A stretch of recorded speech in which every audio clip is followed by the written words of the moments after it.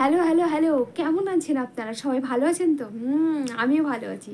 মিষ্টি বিকেলে ভিডিও করছি আর আপনাদের সঙ্গে আছি আমি। সন্ধ্যার সময় চলে আসি, ভিডিওটা ছাড়া হয়। তো 14ই ফেব্রুয়ারি দেখতে দেখতে চলে এলো, একটা বছর পরেই। তার ভিতরে অনেক ব্রেকআপ, অনেক কিছু হচ্ছে লাইফে, অনেক কিছু। তো কারা কারা নতুন প্রেম করছো, আর কারা কারা প্রপোজ করেছো, কারা কারা গোলাপ পেয়েছো, টেডি পাচ্ছ 14ই ফেব্রুয়ারিতে, যারা যা পাবে আমাকে একটু কমেন্ট করে বলে যাবে যে আমি এটা পেয়েছি।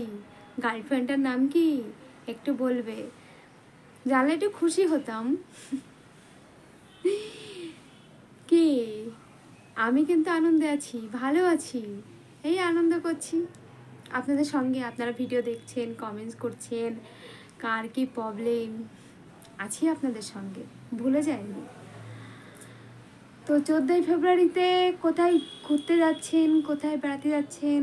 অনেকে বিবাহিতা আছে, অনেকে ছোট ভাইরা প্রেম করছে, গার্লফ্রেন্ড আছে, ঘুরতে যাচ্ছে, অনেক প্ল্যান।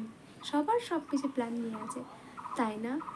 14ই ফেব্রুয়ারিতে স্পেশাল মেয়েদের জন্য, তাই না?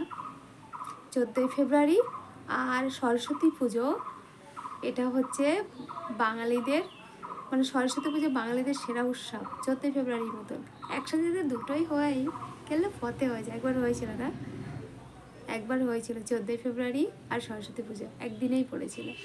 লাল হলুদের শাড়িতে মেতেছিল সবাই।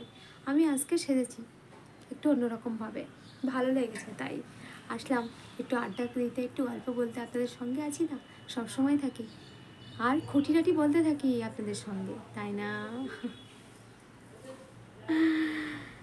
এই সময় জানো তো কত মেয়েদের লাইফে ব্রেকআপ হবে, কত কেউ প্রপোজ করবে।